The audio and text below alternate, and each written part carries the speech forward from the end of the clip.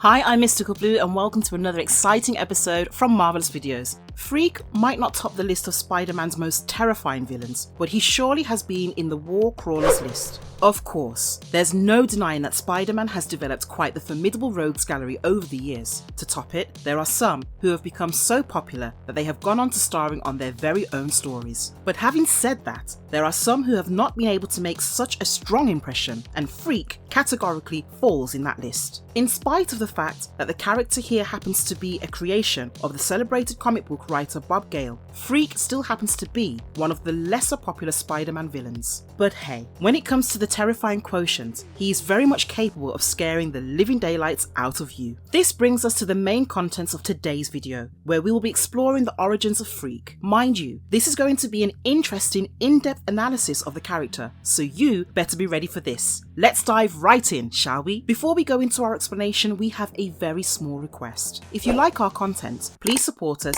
by subscribing to our channel. This is a small click for you, but for us, it means a lot. Thank you, let's begin. A drug addict becomes a terrifying, skinless monster. Wow, just in case you are wondering who was Freak, one never really got to know his actual name. Therefore, we will be delving deeper into his comic book appearances to explore his origins. It is in the 552nd issue of Amazing Spider-Man Volume 1 where we get a proper glance at his character. As per the storyline, Peter Parker is seen helping out Aunt May at her soup kitchen when a homeless drug addict snatches the donation box and flees from there in hopes of laying his hands on some China White. Peter follows the man outside, soon recognizes him as Freak, and later changes into his Spider-Man attire to pursue him further. Spider-Man catches up with Freak and tells him to drop the donation box, but upon realizing that he would be captured, Freak causes the crowd to panic and creates some kind of major diversion which helps him escape into the alleys. Of course, Spider-Man was able to trap him underneath a water tank on the roof using his web shooters on him, but Freak was smart enough to free himself from there by taking his clothes off and escaping before the cops reached there. Frustrated that he had lost his opportunity to grab hold of some China White, Freak starts blaming Spider-Man for it and begins looking for his friend's place to lay low for a while, only to accidentally fall through the skylight of Dr. Kurt Connor's laboratory. Looking around, he discovers a hoard of syringes and, mistaking the place for his friend's meth lab and the syringes for drugs, or crystal meth to be more precise, he jabs them all to pacify his severe drug addiction.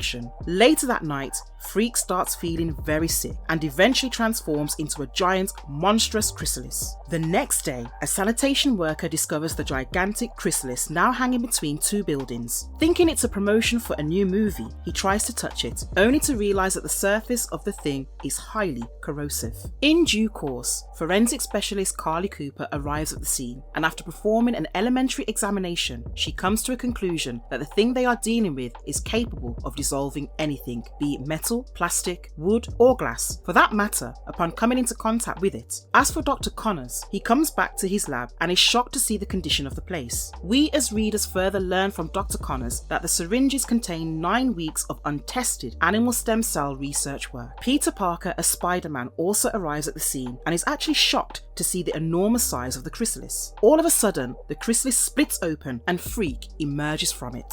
Please know that when we say Freak, we are stressing on a skinless Freak with just flesh and bones. Of course, everybody present there is shocked to witness the monstrous sight with their own eyes. While some call him an alien, some think he is a monster that has superpowers. With the cops deciding how to take things ahead, and one of them refusing to waste any further time, shoots the monstrous Freak at his head from point blank range. Freak falls into the sewer behind, making everyone believe that he is dead. As Freak drifts downstream, his blood, which is now contaminated with Dr. Connor's experimental animal stem cell fluids, ends up forming another chrysalis around him. On the other hand, Cooper returns to the area of investigation to collect evidence. Back at the NYPD headquarters, Cooper is busy investigating the remnants of the chrysalis when Dr. Connors arrives there and introduces himself to her. With him asking Cooper for a fragment of the chrysalis in order to run a test, the latter agrees to give him in exchange for him sharing the results with her.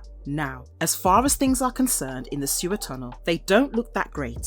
Freak is seen emerging from the chrysalis having mutated again, this time with webbed hands and feet. In fact, his body has gone through such severe changes that he could not even feel the harsh temperature of the sewer water. Freak also realized that he is feeling way more powerful than before and has developed this acute sense of smell in the process. Upon seeing his reflection in the mirror, he is utterly shocked to see what he has become and holds Spider-Man responsible for it, determined to make him pay. Freak also kills a hot dog seller on the way before picking up on Spider-Man's scent and tracking him to a campaign event for mayoral candidate Randall Crown. Mind you, Peter was present there covering the entire event when Freak makes his grand appearance asking for Spider-Man. He threatens to kill the people if Spider-Man does not show up. While Peter is busy changing into his Spider-Man costume, the cops start shooting at Freak, only to realise that he is now completely bulletproof. In fact, the bullets hardly have any effect on him other than tickling him. The duo of Spider-Man and the monstrous Freak are seen battling with each other, and their fight literally leaves the whole area in a disastrous state. Freak eventually gives in to his drug addiction when he gets a whiff of the crystal meth that his friend Raymond has been cooking in his meth lab. Spider-Man is able to place a tracer on Freak before he leaves, but he is a little late to arrive at the party because by the time he comes to Raymond's meth lab, Freak had already killed the drug dealers. Believe it or not, Freak's actually found smoking up the crystal meth. Naturally, what ensues is a brief but intense fight between the two that ends up with the whole place getting burnt down. As for Freak, he was able to survive the incident once again, having formed another chrysalis around him. We also learn from a conversation between Spider-Man and Dr. Connors that Freak has not only returned back to the same chrysalis state, but when he re-emerges this time, he will be both bulletproof as well as fireproof. Dr. Connors also theorizes that Freak would remain in his protected chrysalis in stasis as long as the temperature remains freezing cold. Well, that is exactly what happened, and with the rise of temperature, Freak broke out of the chrysalis, this time even bigger and stronger than before. To top things further, Freak looked like an armadillo this time, one who just would not stop until he had taken down Spider-Man. Of course, it is a bit too much on the part of Spider-Man to even think of incapacitating Freak. What exactly can you do to someone who cannot be shot, burnt, or in plain and simple words, hurt? Thanks to the intervention of Dr. Connors, and at the right time, may we add, that the duo of Spider-Man and Connors were able to trick Freak into letting him think that Connor had drugs in his car trunk. But in reality, the trunk was filled with quicklime. Freak was finally incapacitated after sniffing copious amounts of calcium oxide. This had him form a chrysalis once again, but Spider-Man poured quicklime over it and made sure that Freak does not regenerate anymore. The chrysalis was taken away by men in hazmat suits, who were later disclosed to be operatives of Oscorp Enterprises. Freak was later seen having re-emerged from his chrysalis and in an Oscorp lab where his body is hooked up to various machines. There are scientists who are working on him, or should we say, use of Freak's abilities in order to produce vaccines. Norman Osborn is seen injecting Freak with the anti-venom antibody with the sole purpose of creating a super toxin, which is capable of killing thousands with just a few drops. Later, a confrontation between Osborn and Spider-Man led to Osborn blowing up the laboratory, activating the self-destruction button with Freak still inside. While there wasn't any sign of life when a search was conducted afterwards, we all know Freak cannot be killed and he somehow survived. Of course, months passed by and he was seen as one of Dr. Octopus's supervillains. There also came a time when Freak was sent after Deadpool and he was apparently killed when Deadpool caused him to explode, but he survived yet again and was ultimately taken back to the reconstructed Ravencroft Institute.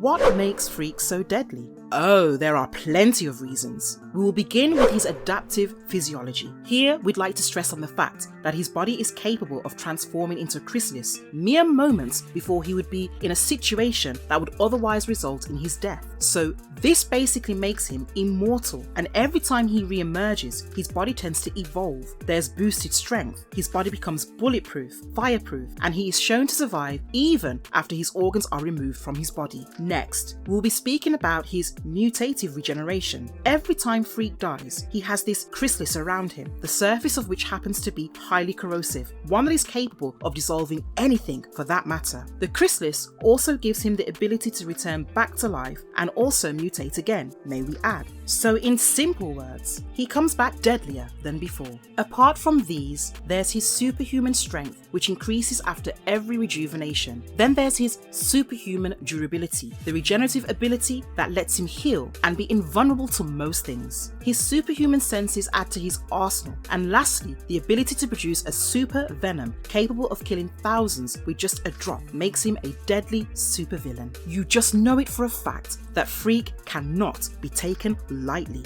Well, with this, we finally come to the end of our video here. Do hit us with your thoughts in the comment section and let us know what you like the most about the character of Freak. Also, stay tuned with us for more exciting content. And if you liked our content, don't forget to leave a like and subscribe to us if you haven't already. Have a good one and be safe. Thanks, everyone.